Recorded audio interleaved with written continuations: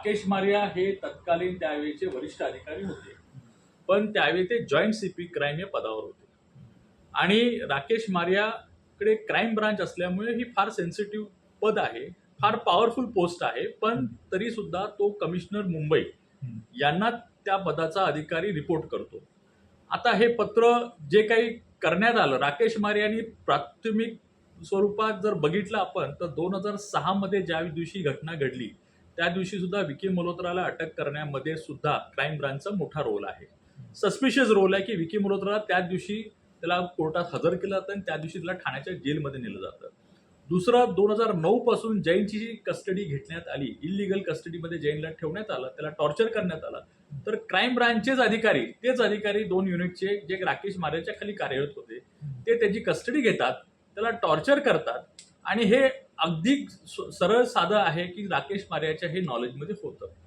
आणि जर नॉलेजमध्ये होतं तर राकेश मारियाने स्वतःच्या अत्यारीत वरिष्ठांना न सांगता, न जुमानता, वरिष्ठ अधिकाऱ्यांना न कळवता, कुठलाही रेकॉर्ड नाही, कुठल्याही स्टेशन डायरीला नोंद नाही, अशा प्रकारे जर एखादा प्रामुख्याने मोठा गुन्हा जर कुठे दिसून येतो तर त्या गुन्ह्याची नोंद पहिली तर स्टेशन डायरीला केली जाते आणि नंतर पूर्वपरवानगीने इतरांच्या वरिष्ठांच्या ते पत्र समजा सीबीआयला लिहायचं असतं तर राकेश मारियाला तो अधिकार नव्हता.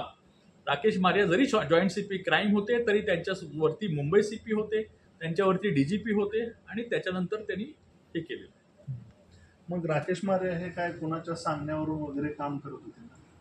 असं दिसून येतं की राकेश मारियाने हे सगळ्या गोष्टी काय कुणाच्या सांगण्यावरनं केल्या, पण हे ऑब्वियस आहे की त्यांना कुणाचा तरी शह होता, त्यांना कुणाचा तरी पाठिंबा होता, कुणाचा तरी वर्धहस्त होता. कारण अशा प्रकारे एखाद्या राजकीय मोठ्या नेत्यांचं, डॉक्टर साहेबांसारख्या उंचीच्या नेत्यांचं, जे त्यावेळेचे निवडून आलेले खासदार सुद्धा होते आणि म्हणजे राज्यात आणि केंद्रात सत्तेत असलेल्या पार्टीचे एक प्रमुख नेते होते, तर त्या नेत्याच्या विरुद्ध कारवाई करण्यासाठी राकेश मारियाला कोणी प्रवृत्त केलं आणि राकेश मारियाला कुणाचा वर्धस्त होता ते त्याचा तपास होणे गरजेचं आहे. आणि जेव्हा तो तपास समोर येईल त्यावेळी खऱ्या गोष्टी बाहेर पडतील. आणि हा राजकीय कट याच्यासाठी म्हणेल कारण एखादा अधिकारी किंवा एखादी यंत्रणा जी काही राजकीय ह्याच्याखाली चालते ती राजकीय वर्धस्त असल्याशिवाय ते अशा प्रकारच्या खोट्या केसेस करणे किंवा डॉक्टर साहेबांसारख्या व्यक्तिमत्वाला ह्याच्यामध्ये गुंतवणे हे त्यांना शक्य झालं नसतं.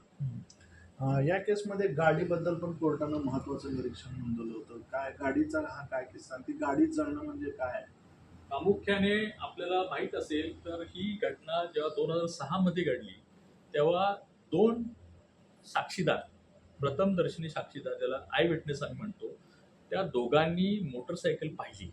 म्हणजे ही घटना जेव्हा बंदुकीचा आवाज, गोळीचा आवाज आला त्या दिशेने ते गेले त्यावेळी त्यांनी एका मोटरसायकलवर 2 व्यक्ती जाताना पाहिले. त्यांचे स्टेटमेंटही जबाब झाले. त्यांचं त्या साक्षीदारांचं म्हणणं होतं की आम्ही 2 लोकांना इकडनं जाताना पाहिलं. आणि त्या साक्षीदारांकडनं नंतर 3 वर्षानंतर सीबीआयने त्या साक्षीदारांची मोटरसायकलची गाडी केली. आता गाडी का करण्यात आली तर गाडी एवढ्यासाठी करण्यात आली की त्याच्यामध्ये त्यांना अजून काही 3-4 आरोपी दाखवायचे होते, गुंतलेले दाखवायचे होते. आणि ही एक गाडी जी बेलवली नावाच्या गावात, पनवेल तालुक्यामध्ये एका बेलवली गावात रस्त्याने कडेला ती गाडी जळलेली होती. ती गाडी सीबीआयला 2009 मध्ये सापडते. आणि नुसती सापडत नाही तर त्याचा जर डिस्क्लोजर पंचनामा पाहिला तर तो पंचनामा कायद्याच्या एव्हिडन्स ऍक्ट प्रमाणे नाही आहे. आयोगने त्या आरोपींना घेऊन जाताना आरोपी मोगम सांगतात. आता आरोपीकडनं जर डिस्क्लोजर करायचं असेल, कुठल्या एखाद्या हत्याचं वेपन किंवा एखादी रिकव्हरी दाखवायची असेल तर तो पूर्णपणे विस्तृतपणे सांगतात की बाबा ह्या जागेवरती जायचं आहे. त्या पंचनाम्या जर मध्ये आपण पाहिलं तर त्याचा कुठेही त्याच्या बाउंड्रीज दिल्या नाहीत, कुठलं गाव आहे नाव दिलं नाही. आणि त्या गाडीचा कलर प्रखरपणे त्या पंचनाम्यात येतो. ज्यावेळी गाडीचे फोटोग्राफ्स घेतले गेले त्यावेळी आपल्या निर्देशाने ते कोर्टाच्या रेकॉर्डला आहे, त्या फोटोग्राफमध्ये कुठल्याही प्रकारचा कलर दिसत नाही.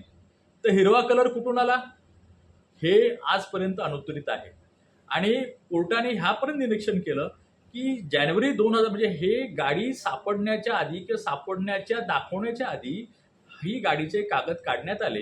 एवढंच नाही तर सीबीआयच्या चार्जशीटमध्ये एकाच नंबरच्या गाडीचे 2 पेपर्स म्हणजे 2 चेसी नंबर, 2 इंजिन नंबर असलेली पेपर सीबीआयकडनं दाखल करण्यात आले. ह्याच्यावरून दिसून येतं की गाडी ही सुद्धा प्लांट केलेली होती. 2 गाड्या प्लांट केलेल्या होत्या आणि गाडीची वरची साक्षीदार तपासले गेले. त्यांच्या जबाबातनं हे निष्पन्न होतं की सगळं खोटं बनाव आणि प्लांटेड विटनेसेस होते. त्यावरून हे सिद्ध होतं. मग ही गाडी बंगल्यासमोर होती असं पण कोर्टामध्ये बोललं गेलं. तो पारसमल जैन सुरुवातीला त्याच्या कबुली जबाब म्हणतो की मी रस्त्यावर लावली. दुसऱ्या ह्याच्यामध्ये म्हणतो मी एका घरासमोर लावली. साक्ष द्यायला जेव्हा येतो कोर्टासमोर 14 वर्षानंतर तो म्हणतो मी एका बंगल्याच्या बाहेर लावली. आता ह्याच्यातनं सुद्धा कोर्टाने निरीक्षण केलेलं आहे की बाबा हा व्यक्ती जसे कायदेशीर पुरावा त्याच्या समोर येतात किंवा त्याला पडवलं जातं, त्याला शिकवलं जातं, अशा पद्धतीत तो आपली सुधारणा करत करत करत आला. आणि मग त्या रस्त्याची पासून तो गाडी आणि प्रामुख्यानं ज्या शेतात ती गाडी सापडली तो शेतमालक स्वतः म्हणतो की माझं घर साधारण तिकडनं गावात 1-1.5-2 किलोमीटरच्या अंतरावर आहे.